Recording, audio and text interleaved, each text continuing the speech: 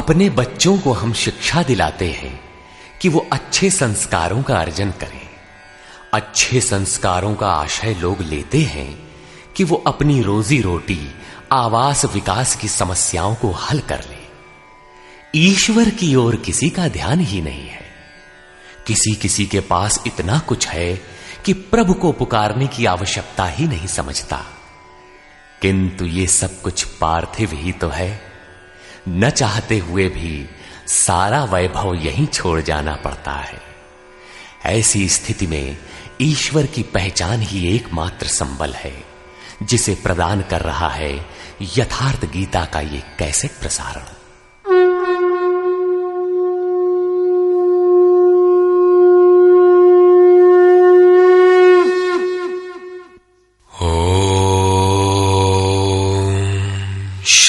परमात्मने नमः।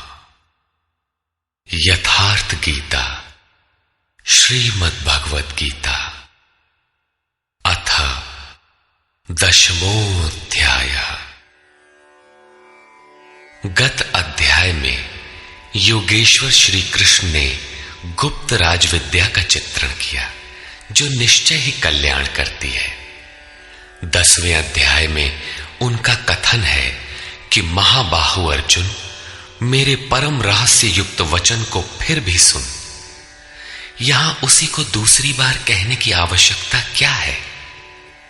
वस्तुतः साधक को पूर्ति पर्यंत खतरा है। ज्यों ज्यों वो स्वरूप में ढलता जाता है, प्रकृति के आवरण सूक्ष्म होते जाते हैं, नए नए दृश्य आते हैं। उसकी जानकारी महापुरुष ही देते रहते हैं, वो नहीं जानता। यदि वे मार्गदर्शन करना बंद कर दे तो साधक स्वरूप की उपलब्धि से वंचित रहेगा। जब तक वो स्वरूप से दूर है, तब तक सिद्ध है कि प्रकृति का कोई ना कोई आवरण बना है। फिसलने लड़खड़ाने की संभावना बनी रहती है। अर्जुन शरणागत शिष्य है। उसने कहा था, शिष्यस्तेहं शाधिमाम त्वाम प्रपन्नम। भगवान, मैं आपका शिष्य हूं, आपकी शरण हूं, मुझे संभालिए। अतः उसके हित की कामना से योगेश्वर श्री कृष्ण पुनः बोले। श्री भगवान उवाच।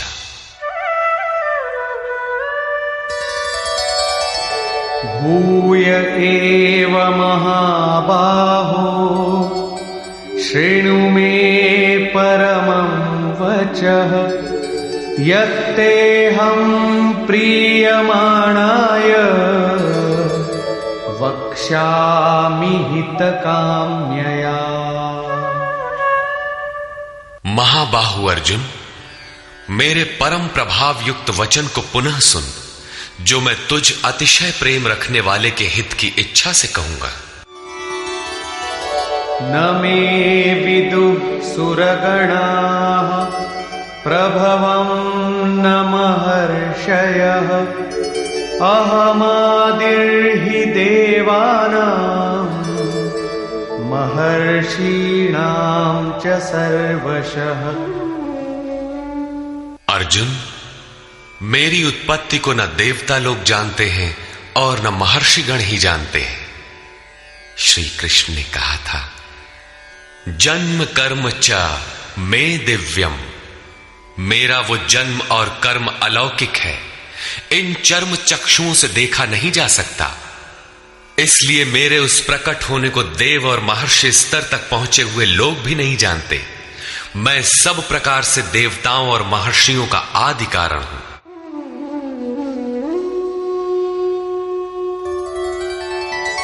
यो मामजमनादिं च वेत्ति लोकमहेश्वरम् असम्मूढः समर्थ्येषु सर्वपापैः प्रमुच्यते।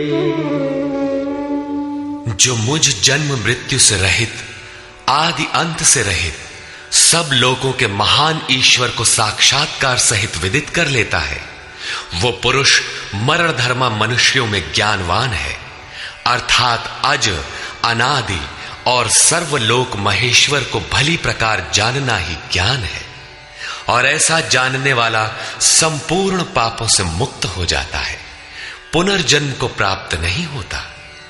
श्री कृष्ण कहते हैं कि ये उपलब्धि भी मेरी ही देन है।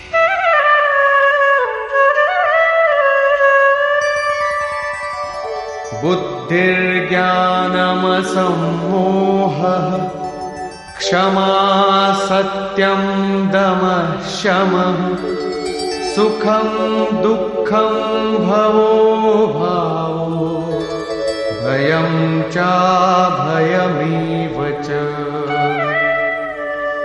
अर्जुन, निश्चयात्मिका बुद्धि, साक्षात्कार सहित जानकारी, लक्ष्य में विवेक पूर्वक प्रवृत्ति, क्षमा, शाश्वत सत्य, इंद्रियों का दमन, मन का शमन, अंतःकरण की प्रसन्नता, चिंतन पथ के कष्ट, परमात्मा की जागृति, स्वरूप की प्राप्ति काल में सर्वस्व का विलय, इष्ट के प्रति अनुशासनात्मक भय और प्रकृति से निर्भयता तथा अहिंसा समता तुष्टिः तपोदानं यशो यशः भवन्ति भावा भूतानां मत्त एव पृथग्विधाः।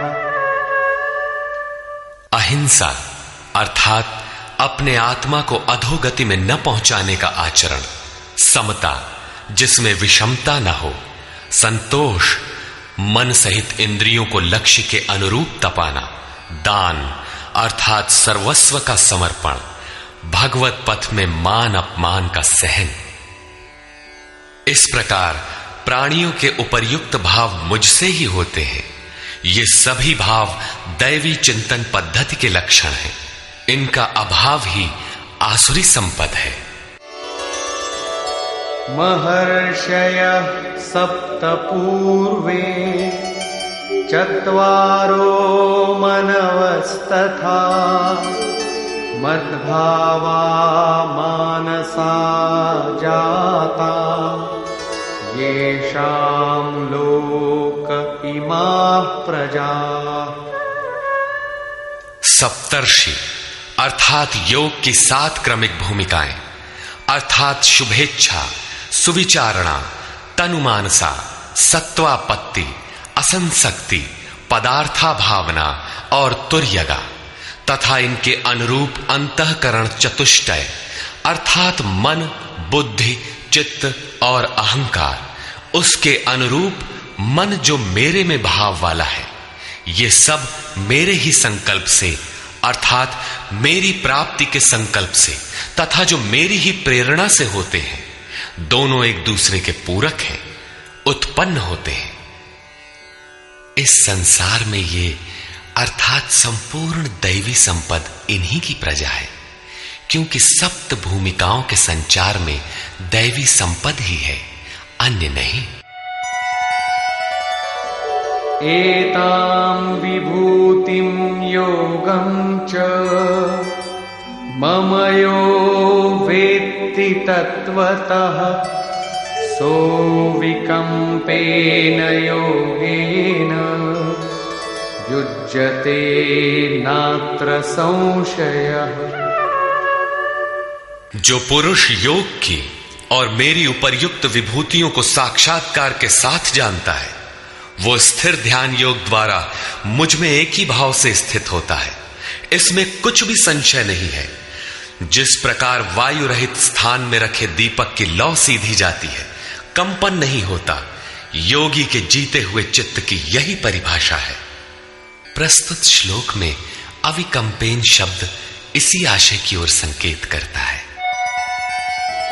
अहं सर्वस्य प्रभवो मत्तः सर्वं प्रवर्तते इति मत्वा भजन्ते मां बुधा भाव समन्विता।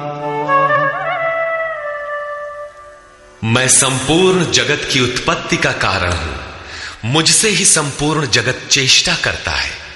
इस प्रकार मानकर श्रद्धा और भक्ति से युक्त विवेकी जन मेरा निरंतर भजन करते हैं। तात्पर्य यह है कि योगी द्वारा मेरे अनुरूप जो प्रवृत्ति होती है उसे मैं ही किया करता हूं, वो मेरा ही प्रसाद है। कैसे है इसे पीछे स्थान स्थान पर बताया जा चुका है। वे निरंतर भजन किस प्रकार करते हैं, इस पर कहते हैं,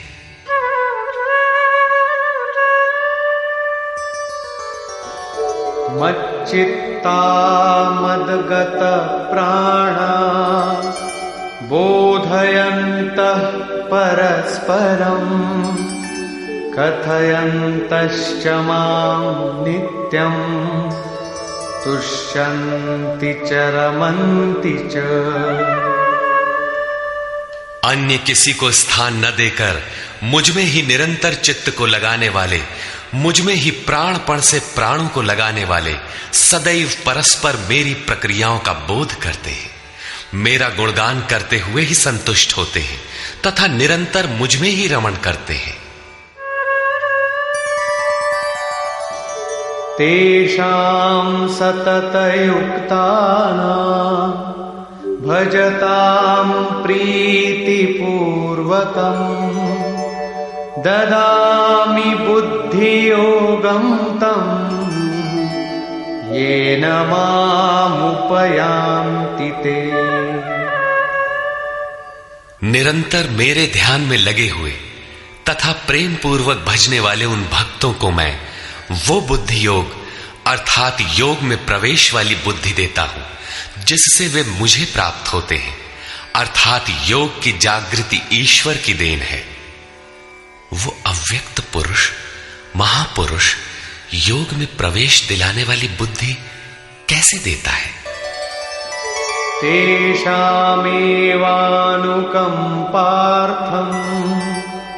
अहमज्ञानजं तमः नाशयाम्यात्मभावस्थो ज्ञानदीपेन भास्वता। उनके ऊपर पूर्ण अनुग्रह करने के लिए मैं उनकी आत्मा से अभिन्न खड़ा होकर रथी होकर अज्ञान से उत्पन्न हुए अंधकार को ज्ञान रूपी दीपक के द्वारा प्रकाशित कर नष्ट करता हूं। वस्तुतः किसी स्थित प्रज्ञ योगी द्वारा जब तक वो परमात्मा आपके आत्मा से ही जागृत होकर संचालन नहीं करता तब तक वास्तव में यथार्थ भजन आरंभ ही नहीं होता। वैसे तो भगवान सर्वत्र से बोलने लगते हैं, लेकिन प्रारंभ में वे स्वरूपस्थ महापुरुष द्वारा ही बोलते हैं। यदि ऐसा महापुरुष आपको प्राप्त नहीं है तो वे आपसे स्पष्ट नहीं होंगे। इस पर अर्जुन ने प्रश्न किया। अर्जुन उवाच परम ब्रह्म परम धाम पवित्रं परमं भवान् पुरुषं शाश्वतं दिव्यम् आदिदेवमजं विभुम् आहुस्त्वामृषयः सर्वे देवर्षिर्नारदस्तथा असितो देवलो व्यासः स्वयं चैव ब्रवीषि मे। भगवान, आप परब्रह्म परम धाम तथा परम पवित्र हैं, क्योंकि आपको सभी ऋषिगण सनातन दिव्य पुरुष देवों का भी आदि देव अजन्मा और सर्वव्यापी कहते हैं। परम पुरुष परम धाम का ही पर्याय दिव्य पुरुष अजन्मा आदि शब्द है। देवर्षि नारद असित देवल व्यास तथा स्वयं आप भी मुझसे वही कहते हैं। अर्थात पहले भूतकालीन महर्षि कहते हैं, अब वर्तमान में जिनकी संगत उपलब्ध है नारद देवल असित और व्यास का नाम लिया, जो अर्जुन के समकालीन थे, अर्थात सत्पुरुषों की संगति अर्जुन को प्राप्त थी। आप भी वही कहते हैं। अतः सर्वमेतद्ऋतं मन्ये यन्मां वदसि केशव नहि ते भगवन् व्यक्तिं विदुर्देवान दानवाः। हे केशव, जो कुछ भी आप मेरे लिए कह रहे हैं वो सब मैं सत्य मानता हूं। आपके व्यक्तित्व को न देवता और न दानव ही जानते हैं। स्वयमेवात्मनात्मानं वेत्थत्वं पुरुषोत्तम भूतभावन भूतेश देवदेव जगत्पते। हे भूतों को उत्पन्न करने वाले, हे भूतों के ईश्वर, हे देव देव, हे जगत के स्वामी, हे पुरुषों में उत्तम, स्वयं आप ही अपने को जानते हैं अथवा जिसकी आत्मा में जागृत होकर आप जना देते हैं वो जानता है। वो भी आपके द्वारा आपका जानना हुआ। इसलिए वक्तुमर्हस्य शेषेण दिव्यायात्मविभूतयः याभिर्विभूतिभिर्लोकान् इमांस्त्वं व्याप्य तिष्ठसि। आप ही अपनी उन दिव्य विभूतियों को संपूर्ण रूप से लेश मात्र भी शेष न रखकर कहने में सक्षम हैं, जिन विभूतियों द्वारा आप इन सब लोगों को व्याप्त करके स्थित हैं।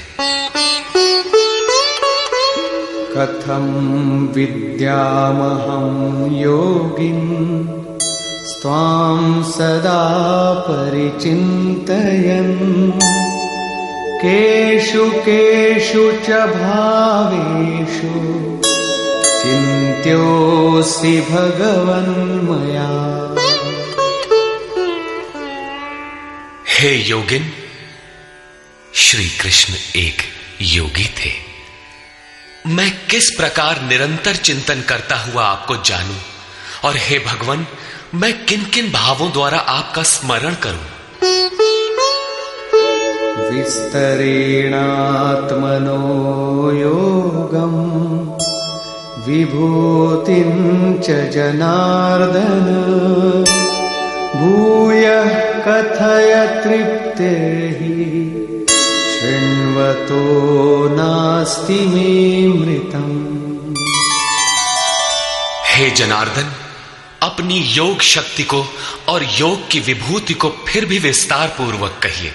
संक्षेप में तो इसी अध्याय के आरंभ में कहा ही है, पुनः कहिए, क्योंकि अमृत तत्व को दिखाने वाले इन वचनों को सुनने से मेरी तृप्ति नहीं होती। रामचरित जे सुनत अघाही रस विशेष जाना तिन नाही।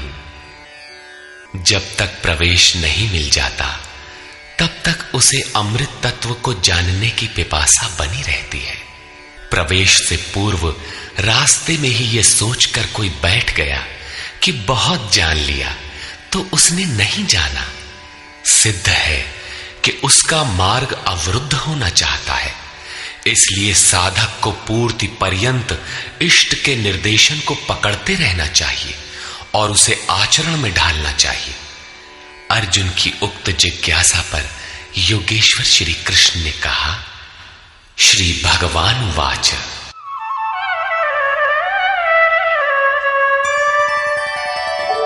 हन्त ते कथयिष्यामि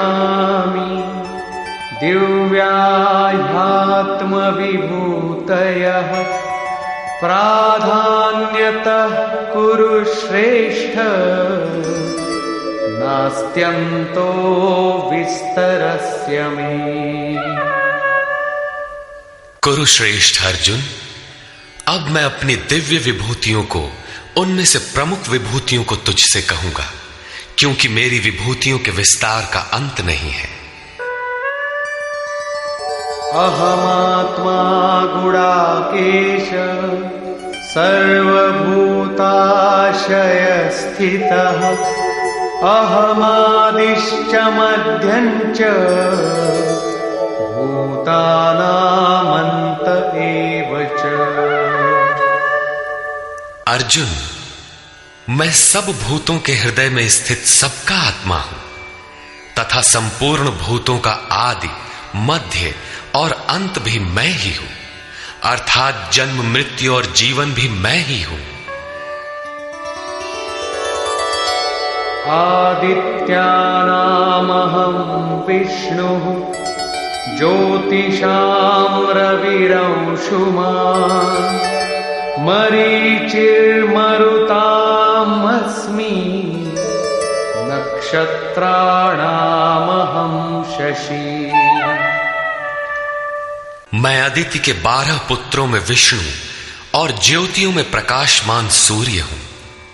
वायु के भेदों में मैं मरीचि नामक वायु और नक्षत्रों में चंद्रमा हूं। वेदानां सामवेदोऽस्मि देवानामस्मि वासवः इन्द्रियाणां मनश्चास्मि भूतानामस्मि चेतना। वेदों में मैं सामवेद अर्थात पूर्ण समत्व दिलाने वाला गायन हूं। देवों में मैं उनका अधिपति इंद्र हूं और इंद्रियों में मन हूं, क्योंकि मन के निग्रह से ही मैं जाना जाता हूं तथा प्राणियों में मैं उनकी चेतना हूं। रुद्राणां शंकरश्चास्मि वित्तेशो यक्षरक्षसां वसूनां पावकश्चास्मि मेरुः शिखरिणामहम्। 11 रुद्रों में मैं शंकर हूं। शंख धन अर सा शंकर अर्थात शंकाओं से उपराम अवस्था में हूं। यक्ष तथा राक्षसों में मैं धन का स्वामी कुबेर हूं। 8 वसुओं में मैं अग्नि और शिखर वालों में सुमेरु अर्थात शुभों का मेल मैं हूं। वही सर्वोपरि शिखर है, न कि कोई पहाड़ी। वस्तुतः ये सब योग साधना के प्रतीक है, यौगिक शब्द है। पुरोधसांच मुख्यं मां विद्धि पार्थ बृहस्पतिं सेनानीनामहं स्कन्दः सरसामस्मि सागरः। पुर की रक्षा करने वाले पुरोहितों में बृहस्पति मुझे ही जान, जिससे दैवी संपत्ति का संचार होता है। और हे पार्थ, सेनापतियों में मैं स्वामी कार्तिकेय हूं। कर्म का त्याग ही कार्तिक है, जिससे चराचर का संहार, प्रलय और इष्ट की प्राप्ति होती है। जलाशयों में मैं समुद्र हूं। महर्षीणां भृगुरहं गिरामस्म्येकमक्षरम्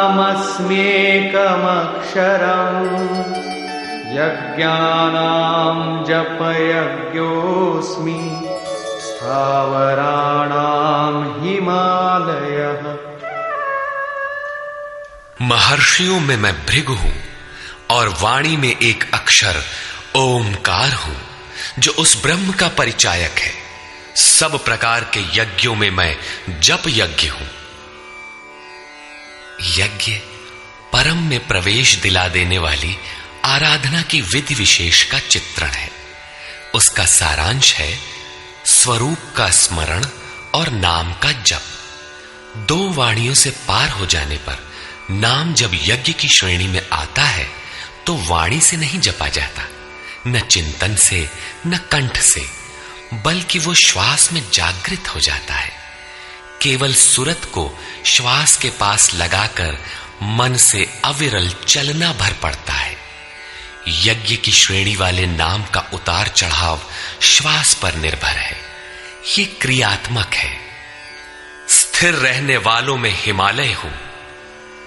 शीतल, सम और अचल एकमात्र परमात्मा है।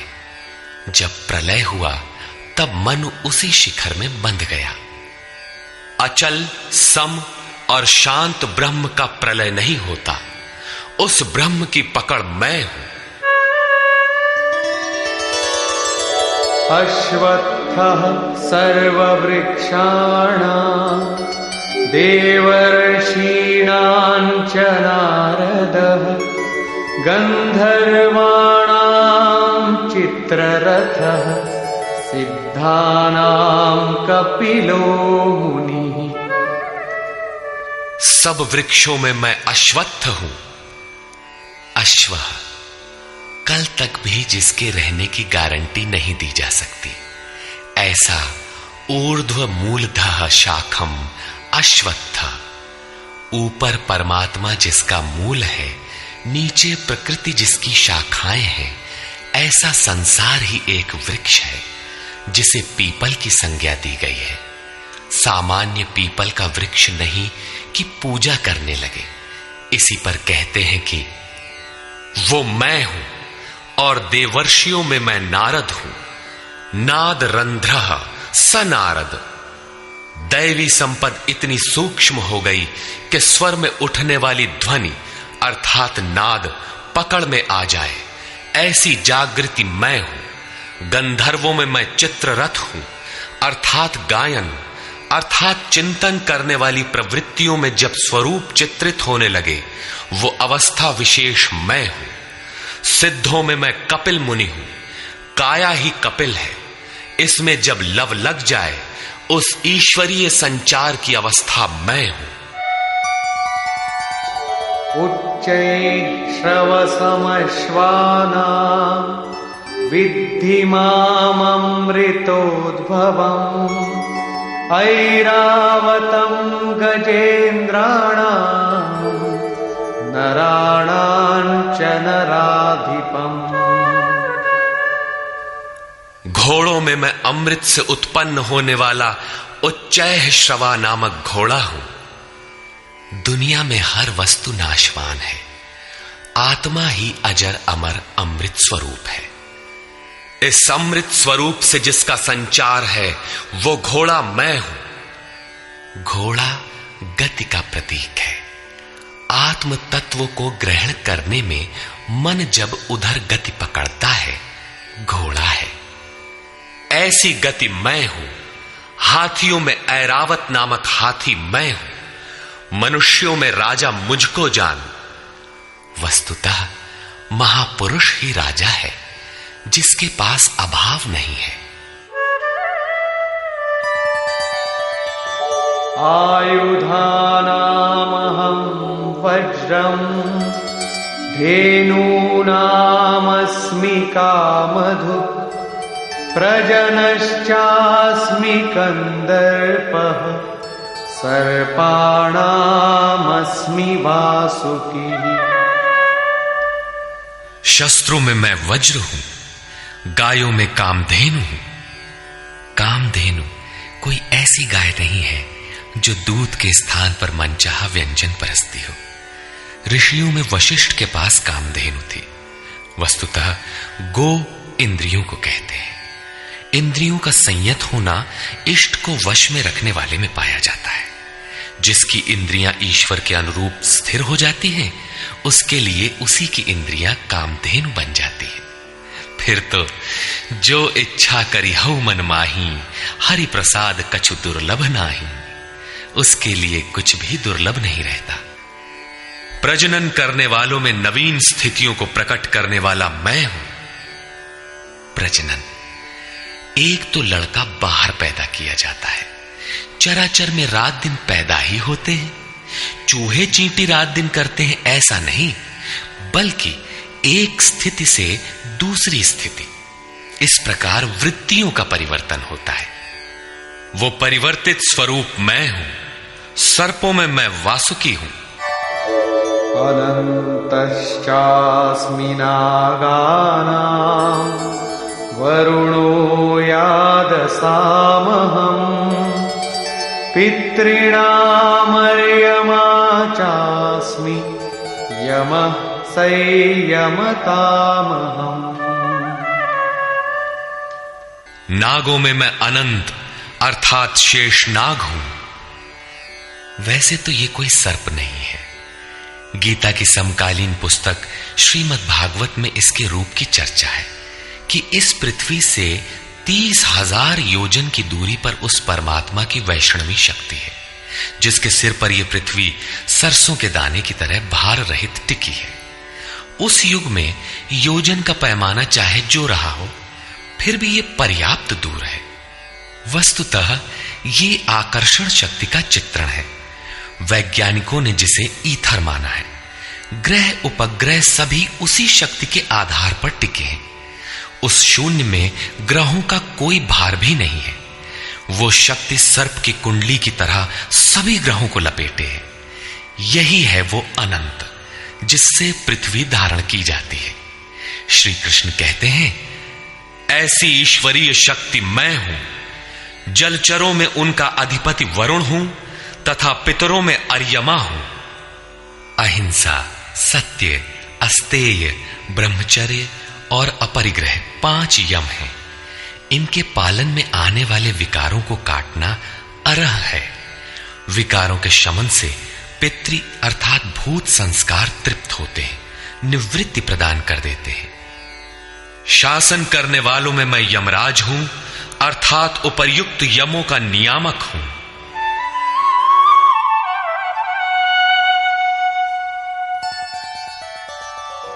प्रह्लादश्चास्मि दैत्यानां कालः कलयतामहम् मृगाणां च मृगेन्द्रोऽहम् वैनतेयश्च पक्षिणाम्। मैं दैत्यों में प्रहलाद हूं, पर आह्लाद, पर के लिए आह्लाद। प्रेम ही प्रहलाद है। आसुरी संपद में रहते हुए ईश्वर के लिए आकर्षण विकलता आरंभ होती है, जिससे परम प्रभु का दिग्दर्शन होता है। ऐसा प्रेमोल्लास मैं हूं। गिनती करने वालों में मैं समय हूं। 1, 2, 3, 4 ऐसी गिनती या क्षण, घड़ी, दिन, पक्ष, मास इत्यादि नहीं, बल्कि ईश्वर के चिंतन में लगा हुआ समय मैं हूं। यहां तक कि जागत में सुमिरन करे, सोवत में लव लाए। अनवरत चिंतन में समय मैं हूं। पशुओं में मृगराज, योगी भी मृधन ग अर्थात योग रूपी जंगल में गमन करने वाला है। तथा पक्षियों में गरुड़ मैं हूं। ज्ञान ही गरुड़ है। जब ईश्वरीय अनुभूति आने लगती है, तब यही मन अपने आराध्य भगवान की सवारी बन जाता है। और जब यही मन संशय से युक्त है, तब सर्प होता है, डसता रहता है, योनियों में फेंकता है। गरुड़ विष्णु की सवारी है। जो सत्ता विश्व में अणु रूप से संचारित है, ज्ञान संयुक्त मन उसे अपने में धारण करता है, उसका वाहक बनता है। श्री कृष्ण कहते हैं, इष्ट को धारण करने वाला मन मैं हूं। पवन पवतामस्मि रामः शस्त्रभृतामहम् झषाणां मकरश्चास्मि स्रोतसामस्मि जाह्नवी। पवित्र करने वालों में मैं वायु हूं, शस्त्रधारियों में राम हूं। रमन्ति योगिनः यस्मिन् स रामः। योगी किसमें रमण करते हैं? अनुभव में। ईश्वर इष्ट रूप में जो निर्देशन देता है, योगी उसमें रमण करते हैं। उस जागृति का नाम राम है और वो जागृति मैं हूं। मछलियों में मगर तथा नदियों में गंगा मैं हूं। सर्गाणामादिरन्तश्च मध्यं चैवाहमर्जुन अध्यात्मविद्या विद्यानां वादः प्रवदतामहम्।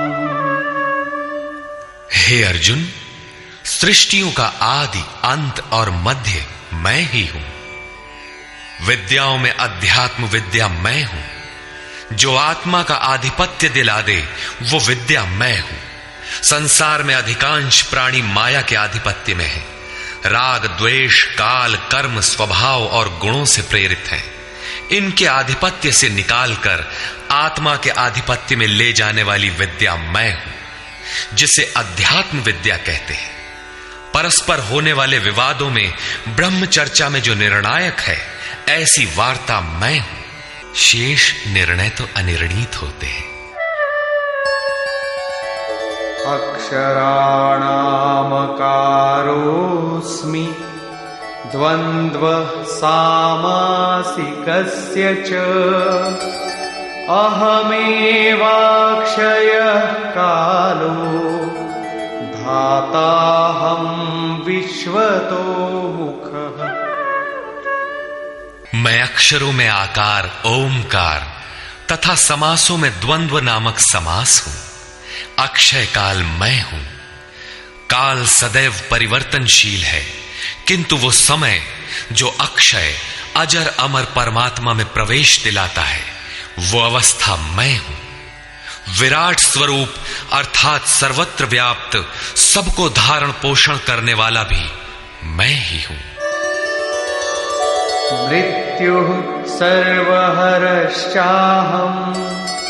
उद्भवश्च भविष्यताम् कीर्तिः श्रीर्वाक्च नारीणाम् स्मृतिर्मेधा धृतिः क्षमा।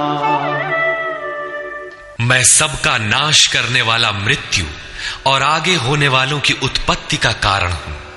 स्त्रियों में मैं यश, शक्ति, वाक्पटुता, स्मृति, मेधा अर्थात बुद्धि, धैर्य और क्षमा मैं हूं।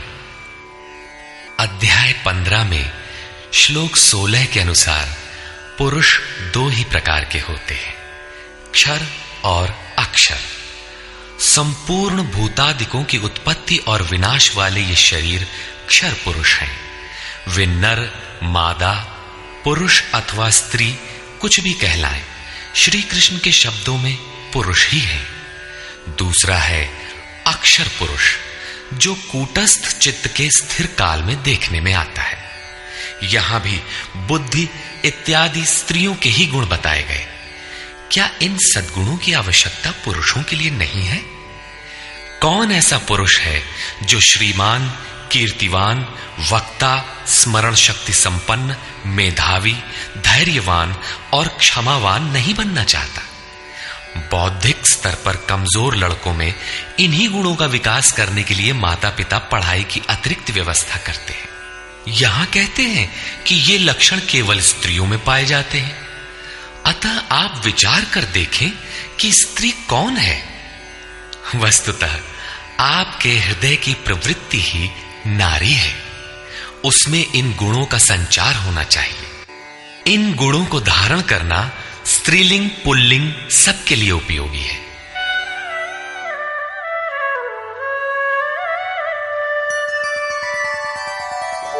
बृहत्साम तथा साम्ना गायत्री छन्दसामहम् मासानां मार्गशीर्षोऽहम् ऋतूनां कुसुमाकरः। गायन करने योग्य श्रुतियों में मैं बृहत साम अर्थात वृहत से संयुक्त समत्व दिलाने वाला गायन हूं, अर्थात ऐसी जागृति मैं हूं। छंदों में गायत्री छंद मैं हूं। गायत्री कोई मंत्र नहीं है जिसे पढ़ने से मुक्ति मिलती हो, वरन एक समर्पणात्मक छंद है।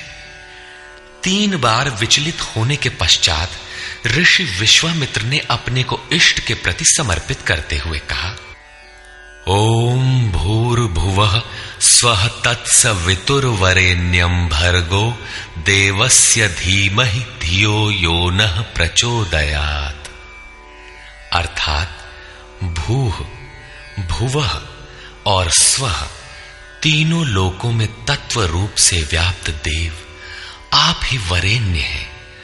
हमें ऐसी बुद्धि दें, ऐसी प्रेरणा करें कि हम लक्ष्य को प्राप्त कर लें। ये मात्र एक प्रार्थना है। साधक अपनी बुद्धि से यथार्थ निर्णय नहीं ले पाता कि मैं कब सही हूं और कब गलत।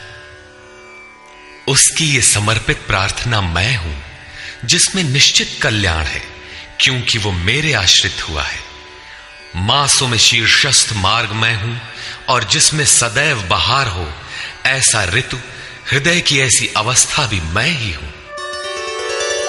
द्यूतं छलयतामस्मि तेजस्तेजस्विनामहम् जयोऽस्मि व्यवसायोऽस्मि सत्वं सत्ववतामहम्। तेजस्वी पुरुषों का तेज मैं हूं, जुए में छल करने वालों का छल मैं हूं। तब तो अच्छा है, जुआ खेलें, उसमें कल बल छल करें, वही भगवान है। नहीं, ऐसा कुछ नहीं है। ये प्रकृति ही एक जुआ है, यही ठगनी है। इस प्रकृति के द्वंद्व से निकलने के लिए दिखावा छोड़कर छिपाव के साथ गुप्त रूप से भजन करना ही छल है। छल है तो नहीं, किंतु बचाव के लिए आवश्यक है। जड़ भरत की तरह, उन्मत्त, अंधे, बहरे और गूंगे की तरह हृदय से जानकार होते हुए भी बाहर से ऐसे रहें कि अनजान हो, सुनते हुए भी न सुने, देखते हुए भी न देखें। छिपकर ही भजन का विधान है। तभी साधक प्रकृति पुरुष के जुए में पार पाता है। जीतने वालों की विजय मैं हूं और व्यवसायियों का निश्चय, जिसे अध्याय 2 श्लोक 41 में कह आए हैं। इस योग में निश्चयात्मक क्रिया एक है, बुद्धि एक ही है, दिशा एक ही है। ऐसी क्रियात्मक बुद्धि मैं हूं, सात्विक पुरुषों का तेज और ओज मैं हूं। वृष्णीनां वासुदेवोऽस्मि पाण्डवानां धनञ्जयः मुनीनामप्यहं व्यासः कवीनामुशना कविः। वृष्णि वंश में मैं वासुदेव अर्थात सर्वत्र वास करने वाला देव हूं। पांडवों में मैं धनंजय हूं। पुण्य ही पांडु है और आत्मिक संपत्ति ही स्थिर संपत्ति है। पुण्य से प्रेरित होकर आत्मिक संपत्ति को अर्जित करने वाला धनंजय मैं हूं। मुनियों में मैं व्यास हूं। परम तत्व को व्यक्त करने की जिसमें क्षमता है वो मुनि मैं हूं। कवियों में उष्णा अर्थात उसमें प्रवेश दिलाने वाला काव्यकार मैं हूं।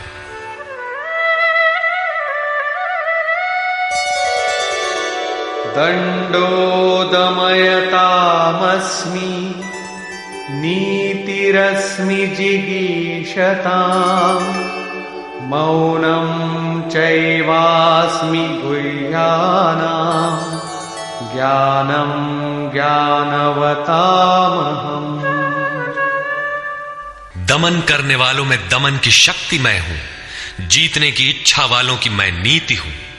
गुप्त रखने योग्य भावों में मौन हूं और ज्ञानवानों में साक्षात के साथ मिलने वाली जानकारी पूर्ण ज्ञान मैं हूं। यच्चापि सर्वभूतानां बीजं तदहमर्जुन न तदस्ति विना यत्स्यान् मया भूतं चराचरम्।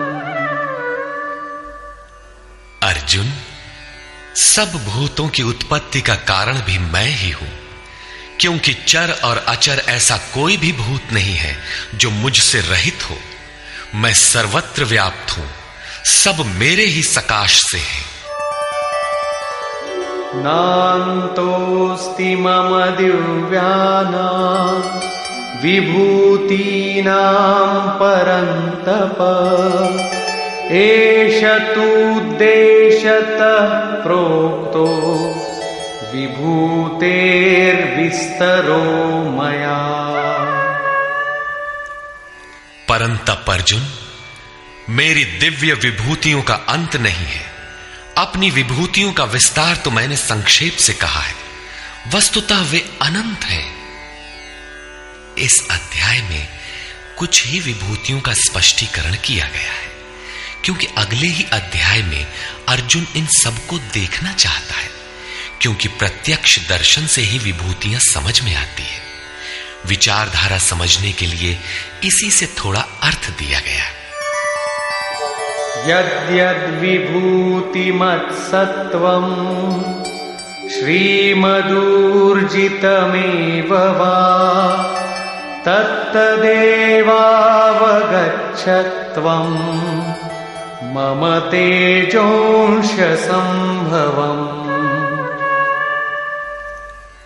जो भी ऐश्वर्य युक्त, कांति युक्त और शक्ति युक्त वस्तुएं हैं, उनको तू मेरे तेज के एक अंश मात्र से उत्पन्न हुई जान।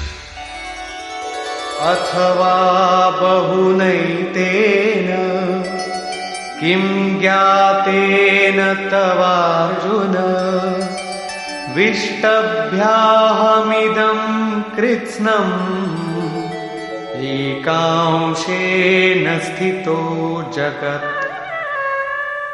अथवा अर्जुन, इस बहुत जानने से तेरा क्या प्रयोजन है? मैं इस संपूर्ण जगत को एक अंश मात्र से धारण करके स्थित हूं। उपर्युक्त विभूतियों के वर्णन का तात्पर्य ये नहीं है कि आप या अर्जुन इन सभी वस्तुओं को पूजने लगे, बल्कि श्री कृष्ण का आशय केवल इतना ही है कि इन सब ओर से श्रद्धा समेटकर केवल उन अविनाशी परमात्मा में लगावे। इतने से ही उनका कर्तव्य पूर्ण हो जाता है। निष्कर्ष, इस अध्याय में श्री कृष्ण ने कहा कि अर्जुन, मैं तुझे पुनः उपदेश करूंगा, क्योंकि तू मेरा अतिशय प्रिय है। पहले कह चुके हैं, फिर भी कहने जा रहे हैं, क्योंकि पूर्ति पर्यंत सद्गुरु से सुनने की आवश्यकता रहती है। मेरी उत्पत्ति को न देवता और न महर्षि गण ही जानते हैं, क्योंकि मैं उनका भी आदि कारण हूं। अव्यक्त स्थिति के पश्चात की सार्वभौम अवस्था को वही जानता है जो हो चुका है। जो मुझ अजन्मा, अनादि और संपूर्ण लोकों के महान ईश्वर को साक्षात्कार सहित जानता है, वही ज्ञानी है। बुद्धि, ज्ञान, असम्मूढ़ता, इंद्रियों का दमन, मन का शमन, संतोष, तप, दान और कीर्ति के भाव अर्थात दैवी संपत्ति के उक्त लक्षण मेरी देन है। 7 महर्षिजन अर्थात योग की 7 भूमिकाएं, उससे भी पहले होने वाले तदनुरूप अंतःकरण, चतुष्टय और इनके अनुकूल मन जो स्वयंभू है, स्वयं रचयिता है, ये सब मुझ में भाव वाले, लगाव और श्रद्धा वाले हैं, जिनकी संसार में संपूर्ण प्रजा है। ये सब मुझसे ही उत्पन्न है, अर्थात साधनामयी प्रवृत्तियां मेरी ही प्रजा हैं। इनकी उत्पत्ति अपने से नहीं, गुरु से होती है। जो उपर्युक्त मेरी विभूतियों को साक्षात जान लेता है, वह निस्संदेह मुझ में एक ही भाव से प्रवेश करने योग्य है। अर्जुन, मैं ही सबकी उत्पत्ति का कारण हूं, ऐसा जो श्रद्धा से जान लेते हैं, वे अनन्य भाव से मेरा चिंतन करते हैं, निरंतर मुझ में मन, बुद्धि और प्राणों से लगने वाले होते हैं, आपस में मेरा गुण चिंतन और मुझ में रमण करते हैं। उन निरंतर मुझसे संयुक्त हुए पुरुषों को मैं योग में प्रवेश करने वाली बुद्धि प्रदान करता हूं। यह भी मेरी ही देन है। किस प्रकार बुद्धि योग देते हैं? तो अर्जुन, आत्मभावस्थ उनकी आत्मा में जागृत होकर खड़ा हो जाता हूं और उनके हृदय में अज्ञान से उत्पन्न अंधकार को ज्ञान रूपी दीपक से नष्ट करता हूं। अर्जुन ने प्रश्न किया कि भगवान, आप परम पवित्र, सनातन, दिव्य, अनादि और सर्वत्र व्याप्त हैं, ऐसा महर्षिगण कहते हैं। तथा वर्तमान में देवर्षि नारद, देवल, व्यास और आप भी वही कहते हैं। यह सत्य भी है कि आपको न देवता जानते हैं और न दानव। स्वयं आप जिसे जना दें वही जान पाता है। आप ही अपनी विभूतियों को कहने में समर्थ हैं। अतः जनार्दन, आप अपनी विभूतियों को विस्तार से कहिए। पूर्ति पर्यंत इष्ट से सुनते रहने की उत्कंठा बनी रहनी चाहिए। आगे इष्ट के अंतराल में क्या है, उसे साधक क्या जाने।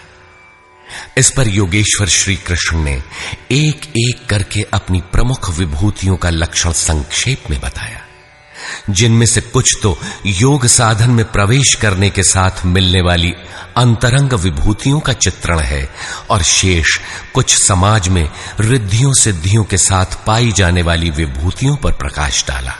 और अंत में उन्होंने बल देकर कहा, अर्जुन, बहुत कुछ जानने से तेरा क्या प्रयोजन है। इस संसार में जो कुछ भी तेज और ऐश्वर्य युक्त वस्तुएं हैं, वह सब मेरे तेज के अंश मात्र में स्थित हैं। वस्तुतः मेरी विभूतियां अपार हैं। ऐसा कहते हुए योगेश्वर ने इस अध्याय का पटाक्षेप किया।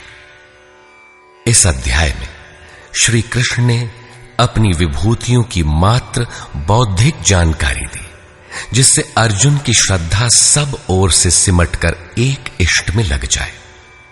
किंतु बंधुओं, सब कुछ सुन लेने और बाल की खाल निकालकर समझ लेने के बाद भी चलकर उसे जानना शेष ही रहता है। यह क्रियात्मक पथ है। संपूर्ण अध्याय में योगेश्वर की विभूतियों का ही वर्णन है।